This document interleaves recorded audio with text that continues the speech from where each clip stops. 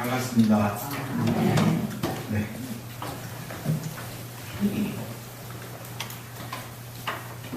(12년) 전에 교회가 설립되고 이 귀한 주일을 거의 12이라는 숫자는 우리 기독교인들에게 굉장히 의미가 있고 완전한 주일입니다. 그렇죠? 네. 예수님께서 태어나시고 예루살렘에 올라가신 기사가 제일 먼저 쓰여진 것이 예수님 12살 때입니다. 그리고 이스라엘 백성들의 지파가 12지파이고 예수님의 제자가 12명이고 14만 4천 명의 구원받은 백성이 하늘나라에 올라가는 그것 또한 12지파, 12제자 이렇게 곱해서 이런 놀라운 숫자가 나오는 것을 볼 수가 있습니다. 이런 귀한 주일을 목사님께서 저에게 또 이 강단을 맡기신 건 저에게 너무 큰 부담이고 힘이 듭니다. 앞으로 저를 초청해 주시려면 아무 기념일이 없는 주일날 저를 불러주시면 제가 더 부담 없이 설교를 할 수 있을 것 같아요. 네, 감사합니다. 오늘 이렇게 기도하고 6월의 첫 주일을 하나님께 영광을 돌리기 위해서 우리 사랑하는 성도님들을 또 이렇게 만나고 또 이렇게 반가운 얼굴들로 이렇게 저 환대해 주셔서 너무나도 기쁩니다. 사랑하는 교회가 늘 부흥하고 또 정말 이름 그대로 사랑하는 마음으로 우리 교회가 늘 성장하고 성숙되어가는 그 모습을 제가 죽을 때까지 지켜볼 수 있었으면 좋겠습니다. 사도행전 11장 21절 말씀으로 여러분께 축하 메시지를 전합니다. 주의 손이 그들과 함께함으로 함께 하셔서 많은 수의 사람들이 믿고 주께 돌아왔습니다.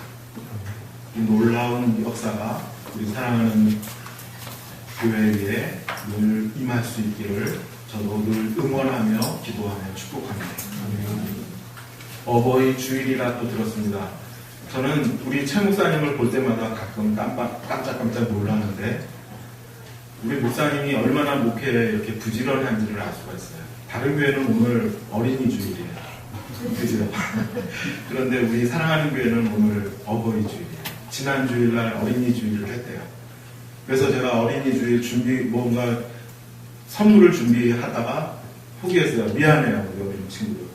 다음 내년에 우리 어린 친구들에게 하고 우리 여기 계시는 권사님 또 장로님 또 이렇게 많은 저보다 선배 되시는 우리 성도님들이 계신데 제가 요즘 나이가 들고 늙나 봅니다. 옛날이 자꾸 기억이 나요.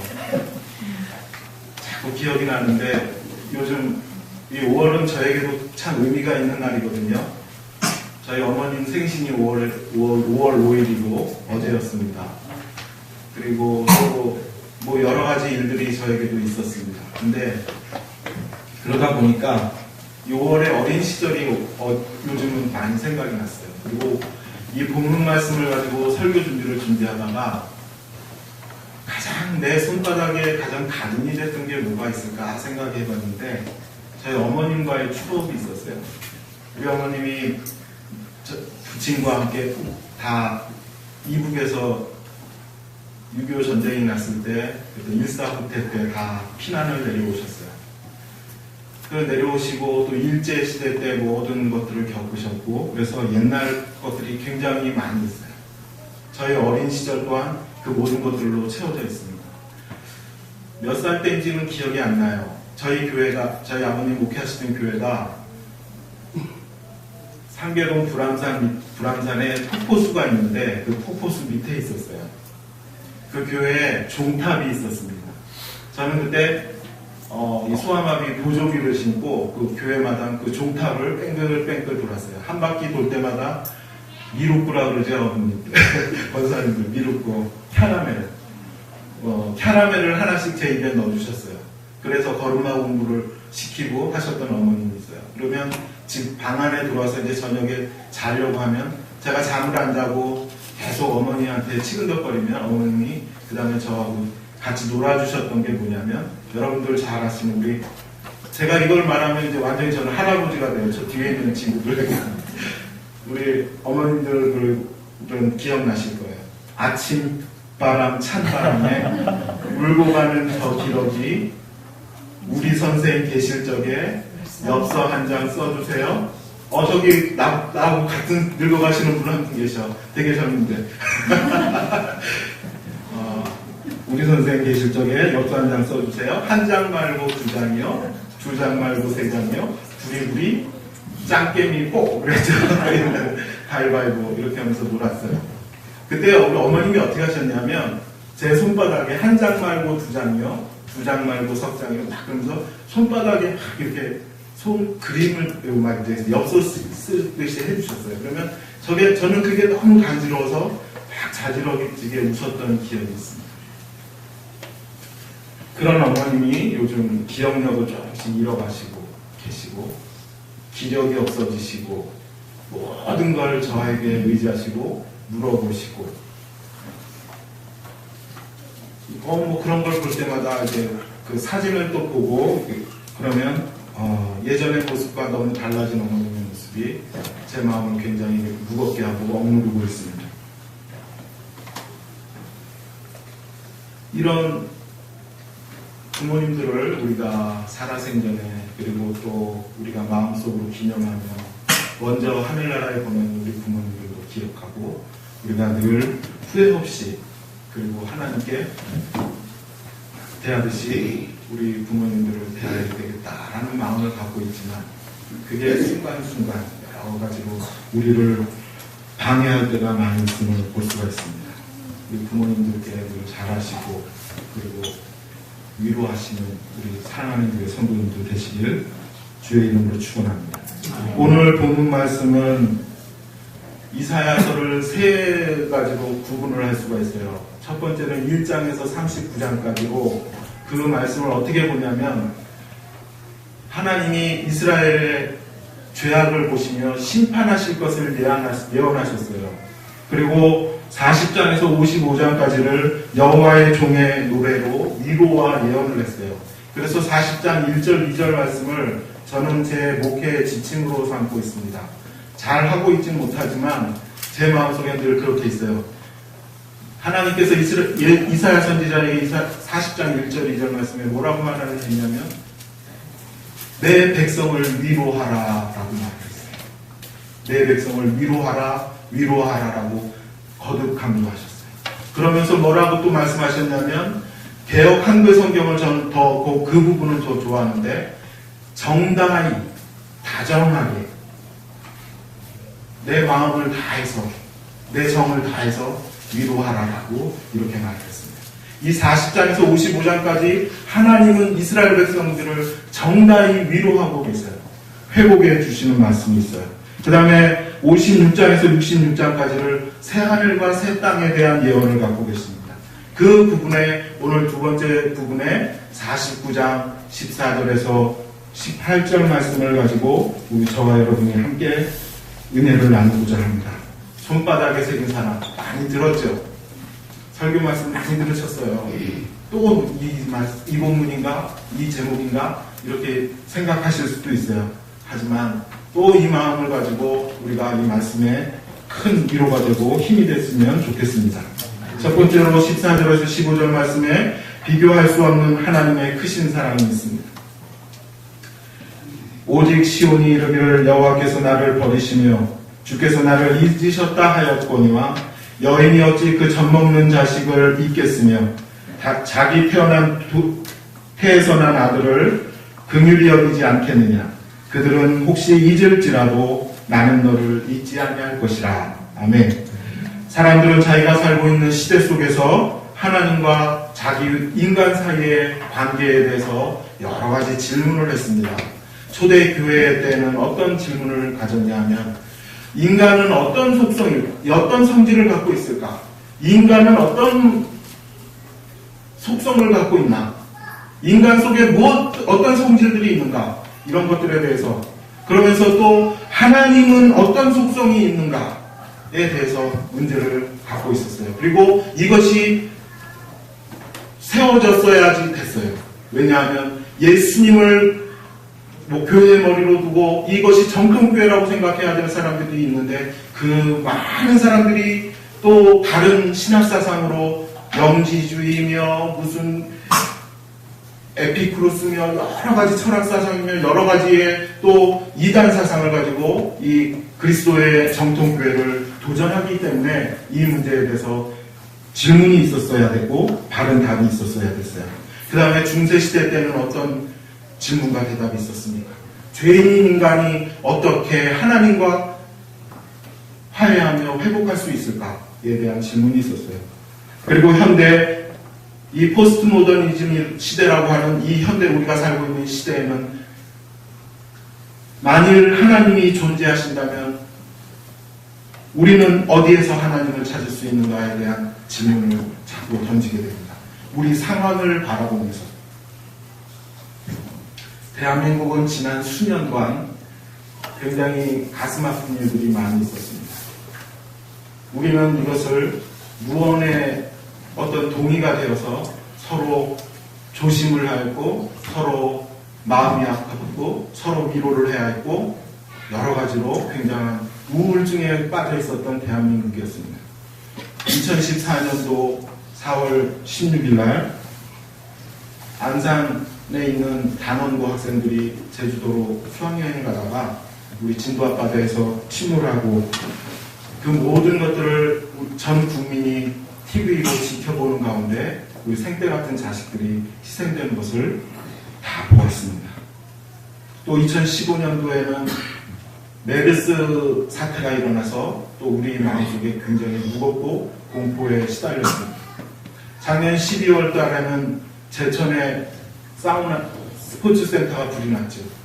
그 가운데 사촌 형제인 목사님 두 형제가 그곳에서 많은 사람들을 구해내고 희생을 당하는, 그래서 제천에 성탄절이 굉장히 슬펐다는 그런 기사를 우리가 보았습니다. 또 양산의 세종병원의 화재로 인하여 노인 요양병원에 우리 어머니 아버지들이 많이 희생을 당했습니다. 왜 우리에게 이런 일들이 일어날 것인가? 왜 우리 가운데 이런 일들이 일어나야만 하는가? 왜 하나님이 계신다면 나에게 이런 일이 일어나야 할까? 왜 하나님이 계신다면 내 모습이 왜 이럴까? 왜 하나님이 계시다면 우리나라에 이런 아픔을 주셨는가? 여러 가지 질문들이 계속 되뇌어지고 하나님께 우리는 원망의 눈빛을 보낼 때가 있습니다. 이 공황 상태에 빠져있는 사람들의 이 질문은 우리가 어떻게 반박할 수가 없어요. 너가 믿음이 약해서 왜 다시 한번 기도해봐 라고 우리가 자신있게 그들에게 담대하게 얘기할 수가 없어요. 이 질문은 오늘 이 시대에만 있는 것이 아니라 이사야 시대에도 있었고 그 이전 시대에도 이 질문은 있었습니다. 14절 말씀에 유진 피터스는 이렇게 이 성경 말씀을 풀었습니다. 그런데 시온은 말한다. 글쎄 나는 잘 모르겠는데 하나님은 나를 버리셨어. 나의 주님은 내가 존재한다는 사실조차 잊으셨어. 이스라엘이 패망하고 이제 바벨론이라는 북방민족이 쳐들어와서 이스라엘을 포로로 끌고 간다는, 그리고 70년간 포로 생활로 이끌어가고 남아있는 이스라엘 백성들은 예루살렘의 성벽이 돌 하나가 돌 위에 있지 못하게 무너지고 황폐화된 곳에서 너무나도 비참한 생활을 해야 하고 있어야 될 그들의 상황을 보면서 이스라엘 백성들은 하나님은 나를 잊으셨다, 하나님은 나를 버리셨다 라고 외치고 하나님 왜 우리에게 이런 일들이 일어나야 합니까? 질문하게 되는 것입니다. 나를 버리시며와 나를 잊으셨다라는 표현은 포로된 유대민족이 하나님에 대한 불신앙을 또한 드러내는 것입니다. 현대인들의 삶의 고통 중 가장 큰 고통 중에 하나가 바로 고독이라는 것이 있습니다. 부부들의 관계 속에서 스트레스가 많이 일어나는데 그 스트레스 중에 1순위, 2순위가 무엇이냐면 첫 번째로 스트레스를 많이 받는 건 부부간의 사별이 제일 크다고 합니다. 그 다음에 두 번째가 이혼에 대한 스트레스가 굉장히 크다고 합니다. 이거 뭐냐면 자기가 버림을 받았다. 또 자기가 혼자 남았다. 그리고 앞으로 어떻게 돼야 될까. 여러 가지로 이 마음속에 그 복잡한 신정이 굉장히 힘들고 어렵다고 합니다. 인간이 홀로 남게 된다는 것은 그 고독이라는 고통은 우리가 생각하는 그 이상보다 더 힘들고 어려운 것임을 여러분들 알 것입니다. 거절에 대한 아픔을 우리 현대인들은 잘 이겨내지 못해요. 앨리스라는 심리학자가 그래서 그 실험을 하나를 한 것이 있는데 할로윈 데이 때 어린 아이들에게 그 사탕 바구니를 나눠주고는 집집마다 가서 그 사탕을 팔게 한대요. 그러면 어떤 사람은 흔쾌히 사주고 어떤 사람들은 아이들을 다독여주기도 하지만 어떤 사람들은 그 사탕을 거절하고 문을 꽉 닫고 또 아이들을 밀쳐내기도 하고 하는 아이들이 거절에 대한 훈련을 받기 원해서 이런 심리적 그 실험도 한다고 하는 것을 들은 적이 있습니다. 인간에게 오는 이 고통 가운데 이 거절과 버림받음의 이 고독의 고통, 이것이 얼마나 큰지 모릅니다. 사람이 고통과 고난에 빠지게 되면 낭망하게 됩니다. 절망하게 됩니다. 때로는 주변의 위로와 격려도 들리지 않습니다. 욥이 그랬습니다. 그 고통과 고난의 늪에서 헤쳐나오지 못합니다. 낙심하고 포기하게 됩니다. 믿음도 사라집니다. 하나님에 대한 불신앙의 늪에 빠지고 말게 됩니다. 이사야 선지자는 유대민족의 절망 상태에 있는 것을 탄식하며 그들의 소망을 일으키려 합니다. 그러나 하나님은 이사야 선지자를 통해서 저 불신앙에서 실망과 좌절하고 하나님께 불평과 불신앙에 탄식하는 자기의 백성들에게 권면하고 위로하라고 말씀하고 계십니다. 15절 말씀에 어찌 어머니가 자기 품속의 젖먹이를 잊을 수 있으며 자기가 낳은 아기를 버릴 수 있겠느냐. 설령 그럴 수 있다 해도 나는 결코 너를 잊지 않을 것이라. 어떻게 어머니가 자기 품속에 있는 젖먹이 아기를 잊을 수 있겠느냐. 자기가 낳은 아기를 버릴 수 있겠느냐. 하나님은 이스라엘을 향해서 도리어 반문하고 계시는 것입니다. 여러분, 사람들은 이 지구상의 가장 큰 사랑을 무엇라고 얘기합니까? 부모의 사랑이라고 얘기합니다. 제 친구 목사 중에 하나의 굉장히 묵뚝뚝하고 우리 요즘 젊은 친구들이 얘기하는 그 용어 중에 재밌는 용어가 있어요. 츤데레라는 용어가 있어요. 츤데레. 처음 들어보셨죠? 우리 어머니 아버지분들. 츤데레가 뭐냐면 그냥 무심한 것 같아요. 그리고 굉장히 틱틱거려요. 그런데 그 친구가 필요할 때 던져주고 가요. 써봐. 그리고 탁 가죠. 뭐 또 힘들고 어려울 때는 같이 가주고 뭐 이런 친구가 하나 있어요.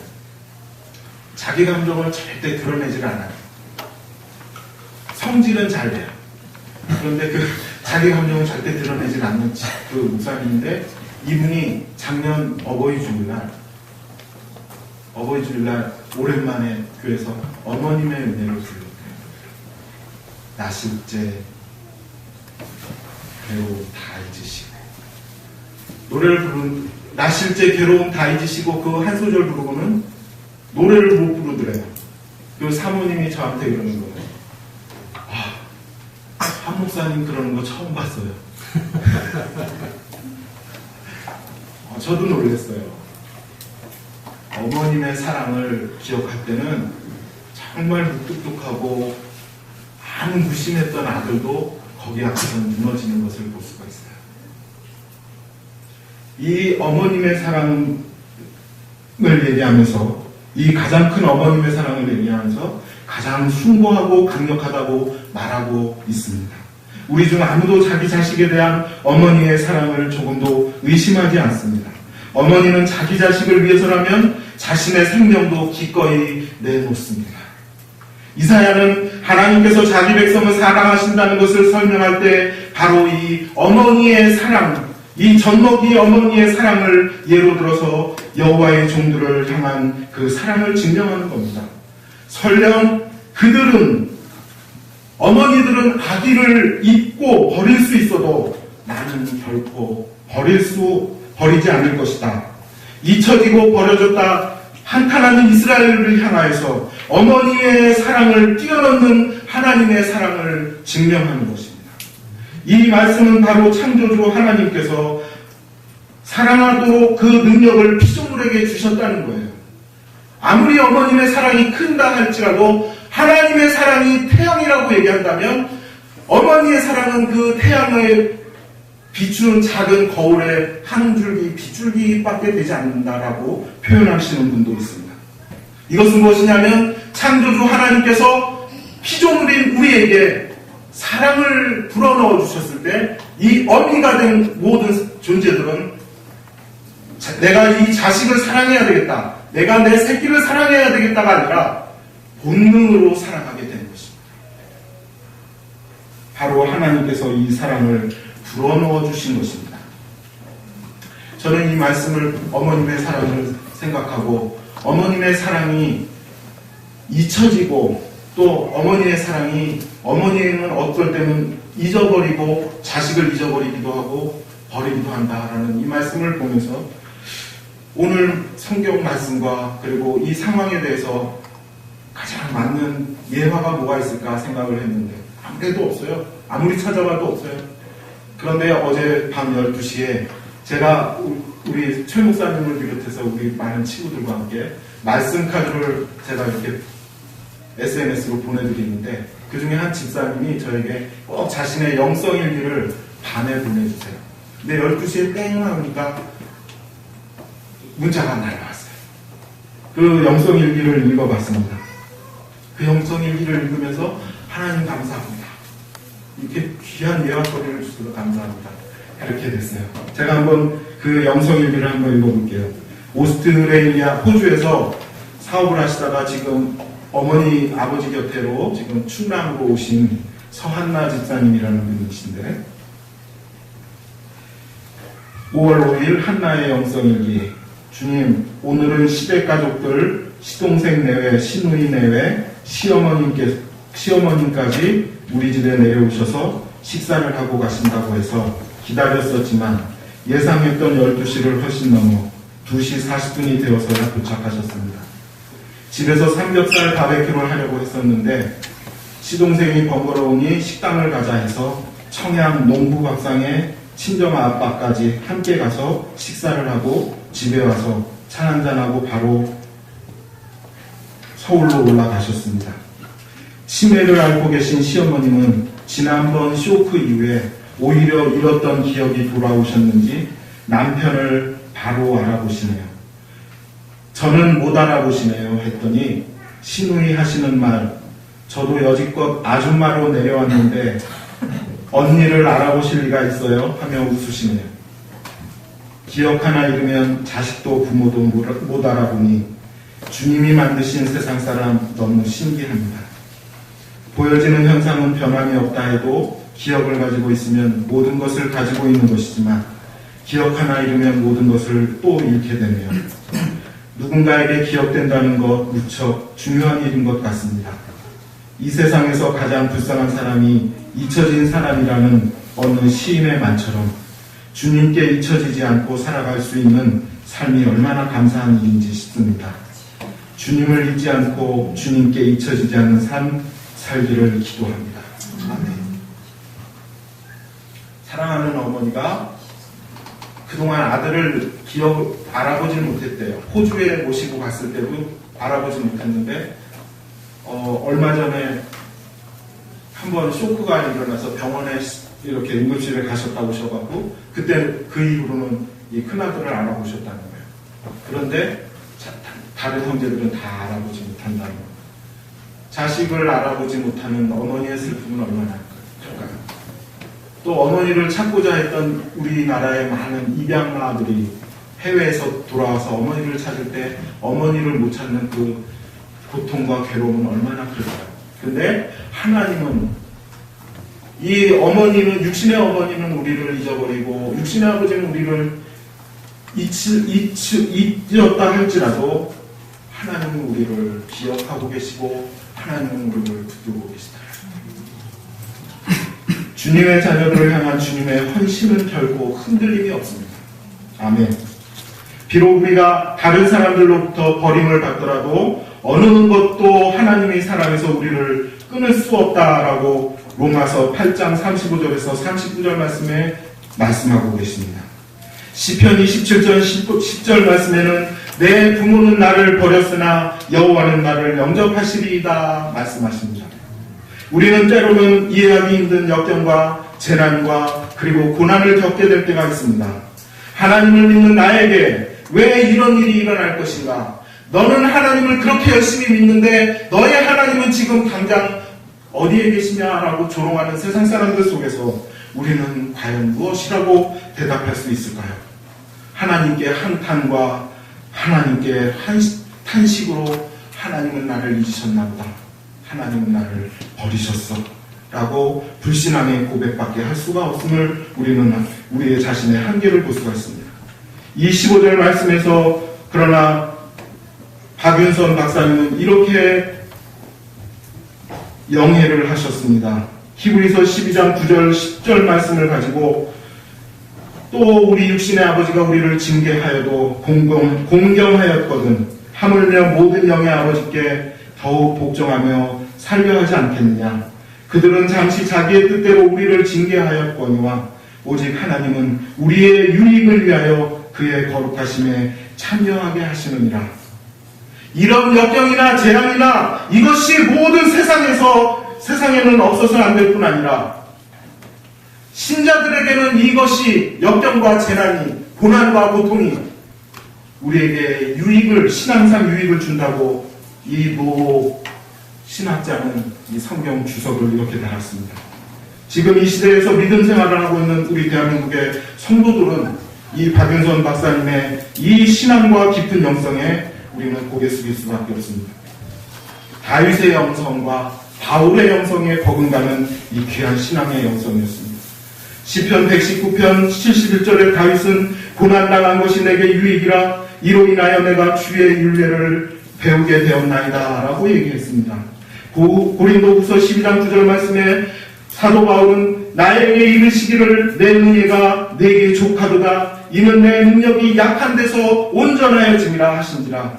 그러므로 도리어 크게 기뻐함으로 나의 여러 약한 것들에 대하여 자랑하리니 이는 그리스도의 능력이 내게 머물러 함이니라 라고 고백합니다.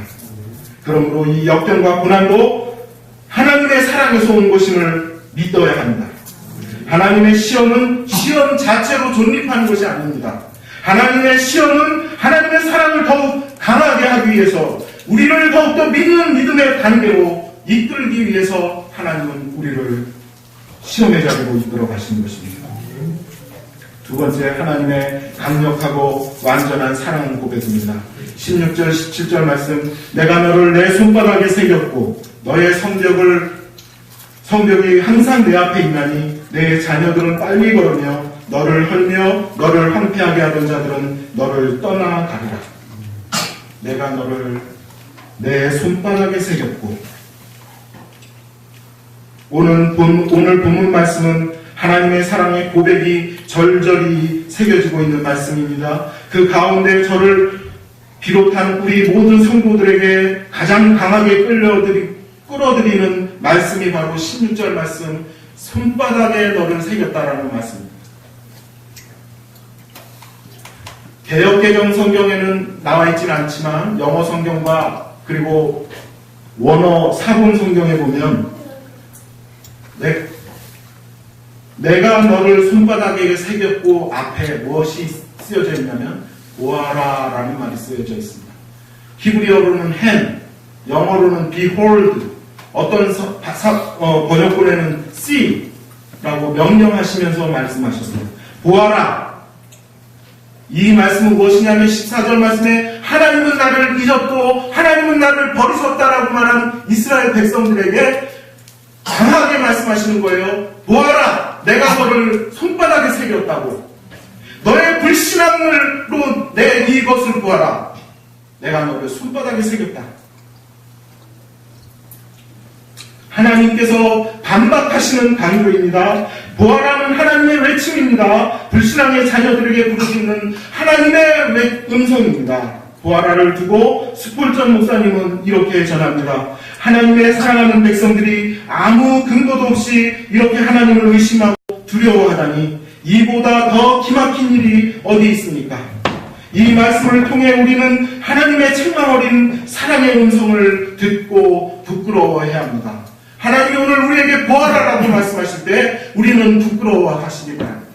내가 그동안 내가 불신앙으로 있진 않았나? 내가 지금 이 자리에, 지금 이 형편없는 자리에서 내가 정말 하나님께 원망하고 있지는 않았었나? 내 지금 어려운 이 환경 속에서 내가 정말 하나님 앞에 감사함으로 나아가지 못하는 이런 불신앙의 모습은 갖고 있지 않은가? 하나님은 오늘 하나님께서 당당히 자신을 보라고 말씀하실 때에는 분명히 이 손바닥에 새긴 사랑을 가지고 하나님께서 우리에게 당당히 외치시는 겁니다. 손바닥에 새긴다는 것은 무엇입니까? 새긴다라는 것은 문신을 뜻하는 거예요. 고대 근동에서는 내가 당신의 종이 되겠습니다. 그러면 문설주에다 대고 그 사람의 귀를 뚫었어요. 또 어떤 사람들은 그 신체 어느 곳에 표식을 했어요. 그것이 문신이에요. 그리고 이 손바닥에 새긴 것에 대한 어떤 유래가 있었어요. 이스라엘에 전쟁이 일어났어요. 그래서 이 전쟁이 일어나서 사랑하는 어머님이 계셨는데 그 사랑하는 아들이 전쟁터에 나가게 됐어요. 사지로 나가는데 언제 돌아올지 모르고 어떻게 될지 모르는 이 불안감과 이 아들에 대한 염려로 인해서 이 어머니가 문신 새기는 곳에 갔어요. 그리고는 글씨를 모르는 어머니였어요. 어머니가 이 아들에 대해서 아들의 특징을 이 손바닥에 설명을 했고 문신 새기는 사람이 이곳에 아들에 대한 그 사랑하는 아들에 대한 특징을 새겨놓았다고 해요. 그리고는 아들이 전쟁터에 나가는 동안 어머니는 그 손바닥을 펴서보며 아들이 항상 안전하기를, 아들이 위험에 처하지 않기를, 무사히 나의 품으로 돌아오기를 간절히 바라는 어머니의 마음으로 이 손바닥에 아들을 새겼다고 합니다. 이런 유래가 있어요.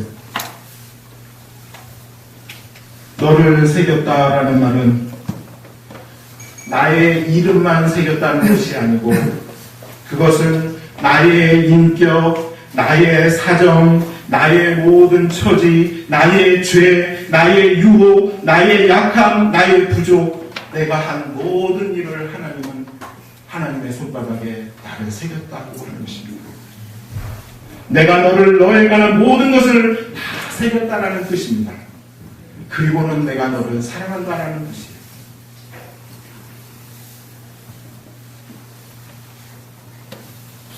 하나님은 우리의 어떤 외모와 우리의 어떤 환경과 우리의 모든 가짐과 우리의 모든 자세와 우리의 환경을 보고 우리를 사랑하시는 것이 아니라 하나님은 내 모습, 있는 모습 그대로 나를 사랑하시고 나를 품 안에 안으시고 나를 기억하시고 나를 이끄신다는 것을 우리가 생각할 때 그것이 우리에게 얼마나 큰 위로가 되는지 모릅니다. 하나님께서 오늘 또 이 말씀을 합니다. 너희 성벽이 항상 내 앞에 있다. 이사야 선지자가 이 말씀을 기록할 때는 이스라엘은 바벨론의 침공도 받지 않았고 이스라엘은 포로 생활도 하지 않았습니다. 하지만 몇십 년 후에 몇백 년 후에 있어야 될 일들을 이사야는 지금 예언을 하고 있는 것입니다. 그 이스라엘 성벽, 견고하게 서 있는 이스라엘 성벽을 향해서 그 성벽이 다 무너질 것이고 백성들은 끌려갈 것이고 남은 백성들은 그 황폐한 땅에서 굶주림과 고통 가운데 살 것이라고 예언을 하고 있는데 그때 그 성벽을 본 하나님께서는 그 성벽을 항상 내 앞에 두신다고 하셨습니다. 항상 내 앞에 하나님 앞에 두신 그 성벽은 다 무너지고 황폐하고 아무것도 없는 정말 보잘것없는 성벽이지만 하나님은 그 성벽을 뛰어넘어서 너를 다시 세워주고 너를 다시 안아줄 그 예루살렘의 그 놀라운 성벽을 다시 세우실 것을 바라보며 그 성벽을 바라보고 계시다는 것입니다. 패배와 절망과 실패와 좌절 가운데 있는 그 성벽만이 아니라 그 성벽 뛰어넘어서 회복시켜주시고 재건되어주고 우리에게 다시 새 삶과 새로운 삶의 의욕을 불어넣어 주실 그 이전의 영광보다 더 아름다운 영광의 성벽을 하나님께서는 또 지켜보고 계시다는 것입니다. 우리에게 되어지지도 않은 일들을 그 미리 앞에서 하나님께서 모든 것을 계획하고 계시다는 것입니다. 사랑을 방해하고 회방하고 파괴했던 그 대적들, 성경에서는 황폐케 하던 자들이라고 하면서 이 자들을 보면서 아름답고 영화로운 것을 바라보기란 쉽지는 않습니다. 우리에게 있어서 여러 가지로 우리를 방해하는 요소들을 보면서 그 앞에 그 너머에 있는 모든 것들을 바라보기가 쉽지 않아요.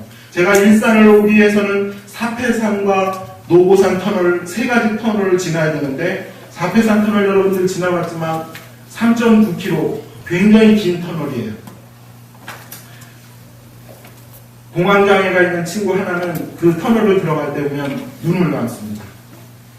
너무 힘이 들어서 그런 사람이 있는데 그 터널을 지나오면서 피곤할 때는 이 터널의 끝이 어딜까? 라는 생각이 들 때가 있어요. 사랑하는 성도 여러분, 우리들 인생에 지금 어떤 암울하고 고난의 터널이 있다고 하면 언제 이 터널의 끝이 끝나고 밝은 빛에 큰 대로가 나올까라고 우리가 고민하고 힘들어할 때 우리의 믿음이 약해져서 정말 그 터널 안에 주저앉아버리고 있을지도 모릅니다. 하지만 하나님께서는 그 터널 너머에 우리에게 아름다운 시온의 대로를 펼쳐주고 계시고 예비하고 계시다는 것을 우리는 믿으시기 바랍니다. 마지막 세 번째, 사랑을 받는 자에게 주어진 향연 18절 말씀입니다. 내 눈을 들어 사방을 보라. 그들이 다 모여 내게로 오느니라. 나 여호와가 이르노라. 내가 나의 삶으로 맹세하노니 나의 삶으로 맹세하노니 내가 반드시 그 모든 무리를 장식처럼 몸에 차며 그것을 띠띠기를 신부처럼 할 것이라. 하나님은 이스라엘 백성들을 향하여 손바닥에 너를 새겨 잊지 않고 사랑한다고 고백하시면서 당신의 사랑을 고백하시고 확증하십니다. 이제 다시 한번 하나님은 완전한 사랑의 맹세를 우리에게 하십니다. 하나님은 이스라엘 백성들에게 너의 절망의 자리, 패망의 자리에서 일어나 너의 사방을 보라고 말씀하십니다. 여기서 17절 말씀에 자녀들이라고 얘기했는데 이 자녀들은 이스라엘의 그 남아있는 자들의 가운데 있었던 자들의 자녀들이 아니라 원어상으로는 이들은 재건하는 자들이라고 했습니다. 황폐하게 하던 자들은 물러가고 그 걸음이 너무 빠르고 이제 우리의 성벽을, 나의 삶을 재건할 자들이 우리를 향하여서 사방에서 몰려온다라고 이렇게 말씀하시는 것입니다. 이렇게 될 것을 이렇게 회복되도록 나는 너희를 사랑한다고 맹세하시는 겁니다. 그 사랑의 맹세를 바로 나의 삶에 두고 맹세하신다고, 하나님의 삶에 두고 맹세하신다고 했어요. 유진 피터스는 히브리서 6장 13절에서 18절 말씀을 인용해서 이렇게 말을 합니다. 하나님께서는 아브라함에게 약속하실 때 자신의 명예를 보고 분명하게 약속하셨습니다. 하나님께서는 내가 약속한다. 내가 가진 모든 것으로 너에게 복을 주겠다. 복을 주고 또 복을 주겠다 말씀하셨습니다. 아브라함은 참고 견딘 끝에 약속받는 것을 전부 다 받았습니다. 사람들은 약속할 때 자기보다 위에 있는 권위에 호소하여 약속을 보증합니다. 사람들은 자기보다 더 위에 있는 권위로 약속을 보증하는데 하나님은 그러면 그 위에 더 누가 있습니까? 전지전능하시고 유일하시고 무소부재하신 우리 여호와 하나님께서는 자신의 삶으로 두고 맹세를 하신다고 하셨습니다. 사랑하는 성도 여러분, 우리에게 약속하실 때 하나님이 자신의 생명을 걸고 약속을 하셨어요. 올람에서 올람, 영원전부터 영원까지 계실 그 하나님께서 우리를 회복시키시고 우리를 이끌어내시고 우리를 다시 한번 사랑으로 이끌어내신 그 하나님의 그 약속은 자신의 생명을 걸고 하신다. 우리가 사랑하는 사람에게도 이렇게는 약속을 하기 힘들어요. 가끔 우리 여성분들 남편분들께 질문하죠. 어머니하고 나하고 물에 빠졌어. 누굴 먼저 구할 거야? 그러면 그런 남자들 어떻게 하는가? 정신 똑바로 차리자 그래야죠. 위기 상황, 데인저러스 다 그렇게 얘기하죠. 함부로 맹세를 못하는데 하나님께서는 우리에게 맹세하셨어요. 내 삶을 두고 맹세하는데 내가 끝까지 너를 사랑하고 지켜줄 것이다. 그래서 사방에서부터 몰려오는 그 재건자들이 정말 너에게는 장식이 되고 너에게는 신부처럼 모든 치장을 할 것이다 라고 이렇게 말씀하셨어요. 5월의 신부 메이킹 얼마나 아름답습니까? 그 행복한 여인들의 아름다운 모습들 많은 사랑으로 장식을 했고 그 순백의 레이스로 신부를 치장을 합니다. 하나님께서는 우리에게 이 5월의 신부보다 더욱더 아름답게 향연을 가질 수 있도록 이런 놀라우신 사랑을 이끌어내신 것입니다. 오늘 말씀을 정리하면서 저는 몇 가지 여러분께 질문을 하고 저에게도 자문해 봅니다. 여러분 앞에 지금 어떤 성벽이 있습니까? 흔들리고 있는 성벽입니까? 다 무너진 성벽입니까? 하나님이 나를 잊으셨거나 버리셨다고 느낀 적이 있습니까? 아니면 지금 그 상태에 있습니까? 그때는 어떤 상황이었고 오늘 이 말씀이 나에게 어떤 위로와 확신을 준다 생각하십니까? 마지막으로 지금 겪고 있는 어려움에서 벗어나는 일을 불가능한 것으로 여기며 체념하고 있지는 않습니까? 하나님이 개입하시면 어떻게 될 것 같습니까? 선지자 이사야를 통해서 기록하신 이 말씀은 이스라엘에게 닥치고 겪었던 상황 속에서 그 원인과 해결 방향을 제시한 말씀이 아니라 앞으로 유다 민족에게 닥칠 것에 대한 예언이었습니다. 이사야가 예언하던 때에 유대인들이 아직 패망하지도 않았고 포로로 잡혀가지도 않았으나 앞으로 잡혀갈 것과 또한 그 후에 구속에서 해방될 것을 말합니다. 그러므로 이사야는 유대인들더러 패망과 전쟁의 포로에 비참한 후에 거기서 노임을 받을 것을 보고 앞으로 당할 모든 난관들 중에서 소망 중에 잘 통과하기를 권면하고 있습니다. 이 말씀을 우리에게 적용한다면 앞으로 어떻게 될지 모르는 우리의 불확실한 우리의 삶에 대한 막연한 두려움, 이것은 우리가 살아가는 동안 우리를 항상 괴롭히는 문제이지만 이사야는 우리에게 믿음의 눈으로 하나님이 사랑하시고 계시고 우리를 각인하여 잊지 않으신다는 것을 믿으며 앞으로 미래에 대한 두려움을 깨쳐나가라 권면하고 있습니다. 손바닥에 새긴 사랑, 이 사랑은 당시 유대인들에게 적용한 것이 아닙니다. 유대인들의 패망과 굴욕 그리고 그 이후에 70년이라는 오랜 세월을 겪었던 그 삶의 고난들은 우리들이 겪고 우리들이 또한 지금 치르고 있는 우리의 실패와 우리의 고통과 고난과 다른 것이 하나도 없습니다. 그들은 버림받았다고 생각했고 그들은 잊혀진 존재라고 슬퍼했습니다. 우리 또한 사랑을 잃고 사랑의 가치를 저버리고 다른 것을 줬다가 인생의 허무함과 고독함 속에서 스스로의 절망감 속에 괴로움에 몸부림치고 있습니다. 분명 우리의 잘못이고 그릇된 선택과 방법에서 우리의 죄악의 결과로 우리는 괴롭게 되었는데 이 어둠의 터널에서 우리는 누군가에게 책임을 전가하고 있습니다. 우리는 하늘을 향해서 하나님을 향해서 주먹질을 하고 있습니다. 하나님은 나를 버리셨고 하나님은 나를 잊으셨다. 유대민족에게나 우리에게나 하나님께서는 손바닥에 새긴 사랑이 동일합니다. 유대민들에게나 우리에게나 하나님은 하나님의 삶으로 맹세하고 계십니다. 내가 너를 사랑하고 내가 너를 다시 회복시키겠다. 이스라엘 백성들을 찾으시고 기억하시고 잊지 않으시기 위해서 손바닥에 새긴 사랑은 우리에게 더 크게 우리에게 나왔습니다. 그것이 바로 하나님의 유일하신 아드님 독생자 예수 그리스도의 십자가에 못 박힌 그 손이었습니다. 그는 우리의 질고를 다 하신다고 이사야서 53장 4절 말씀에 말씀하셨어요. 그분이 겪으시지 않아도 될 아픔과 고통과 고난을 우리 때문에 우리를 위해서 우리와 함께 그 모든 것을 다 받으셨어요. 아버지 성부 하나님께 십자가에서 철저하게 버림을 받으시는 비참한 상황까지 당하시기도 하셨어요.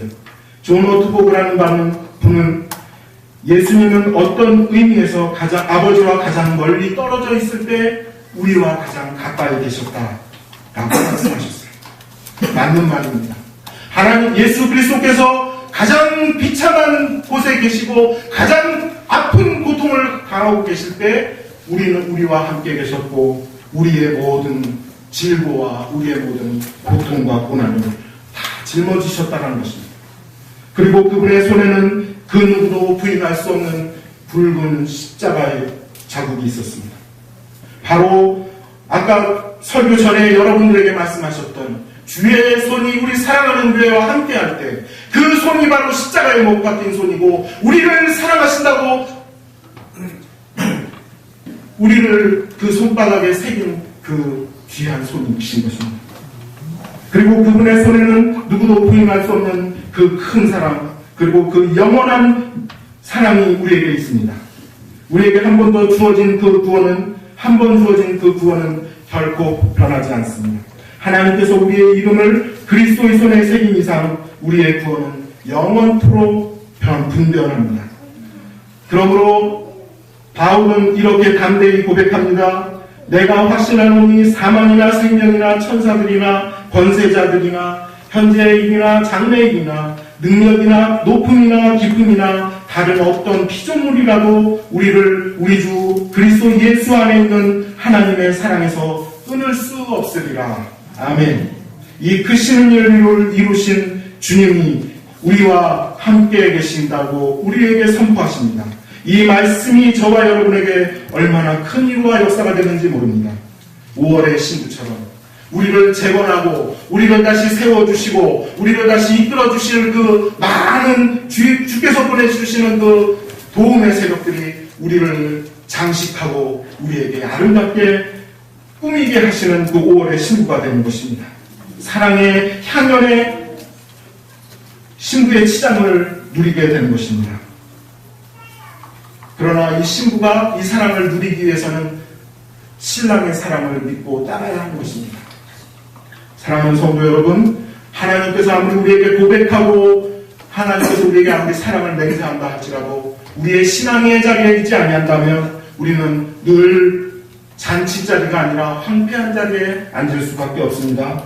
사랑하는 성도 여러분, 우리가 이 믿음을, 사랑의 믿음을 갖고 있기에 우리의 가정이 지금도 든든히 세워져 있듯이 우리의 영원한 삶의 이 아름다운 삶의 관계를 유지하기 위해서는 하나님의 이 사랑 고백을 우리가 믿음으로 누리고 유지하고 5월의 신부처럼 누리고 살아야 하는 것입니다.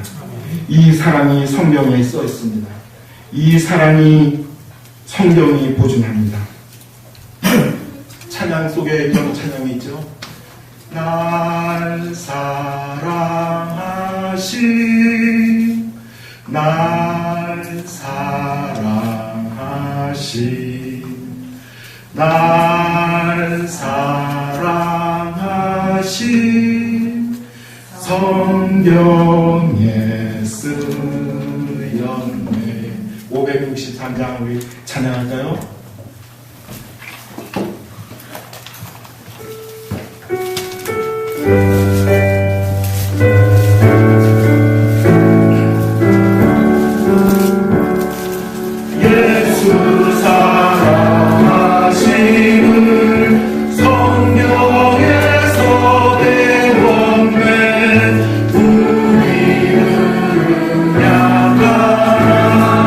예수 원세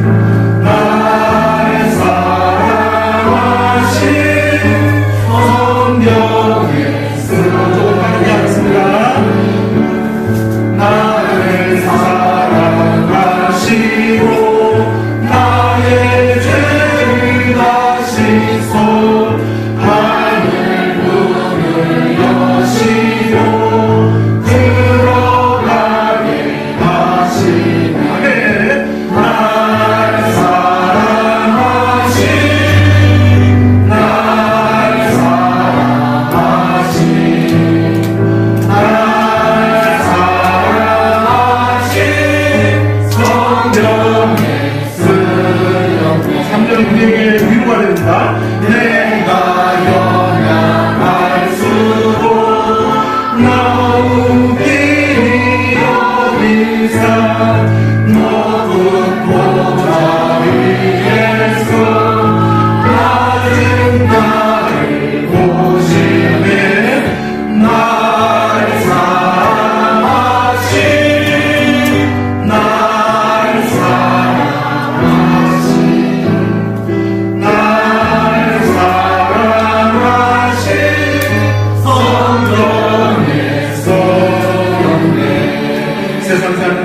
세상 사는 동안에 나와 함께 하시고 세상 떠나가는 날 천국하게 하소서. 아멘. 날 사랑하신 날 사랑하신 날 사랑하신 성령의 날 사랑하신 날 사랑하신 날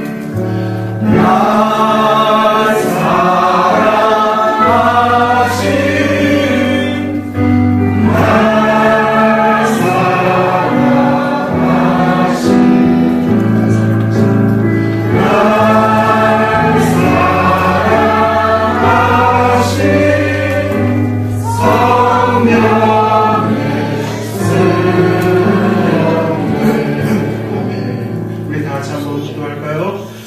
하나님, 오늘 우리에게 주신 말씀 가운데 우리를 회복하여 주시옵소서.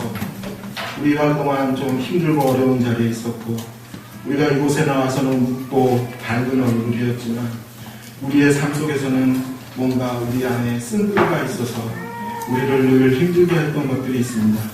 하나님, 하나님과 저 자신만의 이 관계 속에서 이 모든 것을 고백하고 이제 앞으로 하나님께서 하나님의 생명으로 맹세하신 그 사랑으로 저를 회복시켜 주실 것을 믿습니다.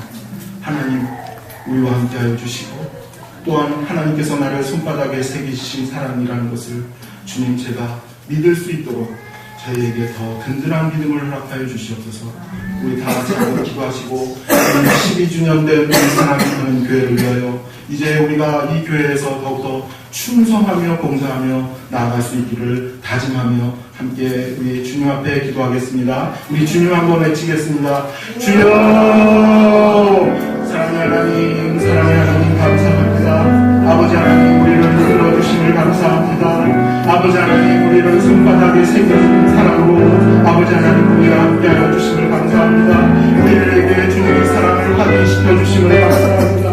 하나님의 생명으로 우리를 주님 다시 사랑을 맹세하시며 아버지 하나님 우리의 형극의 자리, 아버지 하나님 우리의 고난의 자리, 아버지 하나님 우리의 실패의 자리에서 아버지 하나님 우리를 회복시켜 주시고 우리를 위로하여 주시고 우리를 세워주시고 아버지 하나님 우리를 다시 한번 아버지 하나님 성공의 자리로 이끌어 주실 것을 믿습니다. 하나님 함께하여 주시옵소서. 아버지 하나님 우리가 믿습니다. 아버지 하나님 우리에게 믿음을 허락하여 주시옵소서. 하나님 아버지 우리 사랑하는 교회 12주년을 주님 앞에 감사합니다. 아버지 하나님 이제 더욱더 아버지 하나님께 아버지 하나님 능력 있는 아버지 복음의 능력을 발휘할 수 있는 주의 귀한 교회가 되게 하여 주시고 아버지 하나님 주의 손이 우리와 함께 하시네. 아버지 하나님 믿는 사람들이 나날이 주님 아버지 하나님 채워지며 아버지 하나님의 부흥되는 사랑하는 교회가 되게 하여 주시옵소서. 감사하며 예수님의 이름으로 주님 감사합니다. 이 부족한 죄인의 입술을 주관하시고 아버지 하나님의 이 생명의 말씀을 전하게 하시니 감사합니다. 하나님 아버지 우리 사랑 비옵건대 아버지 하나님 우리 사랑하는 우리 교회 성도님들 주님께서 함께하여 주시고 하나님 아버지여 주님의 십자가에 못 박힌 그 손으로 아버지 하나님 우리를 사랑하시고 계시고 우리를 붙들고 계시고 아버지 하나님이여 그 절망의 손 아버지 하나님이여 패배의 손이 아니라 아버지 하나님이여 그 십자가의 손이 다시 부활의 손이 되어서 우리를 이끌어 주시고 우리의 무너진 성벽을 세워주실 것을 주님 우리가 믿기에 아버지 하나님, 이 시간 주님 앞에 합심하여 기도하여 있사오니 사랑하는 교회 우리 모든 성도들을 위해 아버지 하나님, 이제 주님 그 고난과 실패와 좌절의 자리에서 아버지 하나님의 회복과 위로와 아버지 하나님의 성공의 자리로 이끌어 주시기를 간절히 원하고 원합니다. 이전의 영광보다 더 큰 영광이 아버지 하나님 우리 가운데 있게 하여 주시고 우리 사랑하는 교회 위에 주님 함께하여 주셔서 아버지 하나님 이 12년을 함께하여 주셨듯이 이제 아버지 하나님여 120년이 아버지 하나님 앞에 더욱더 펼쳐지는 귀한 아버지 하나님 우리 사랑하는 교회가 되게 하여 주시옵소서. 감사하며 예수님의 이름으로 기도하옵나이다.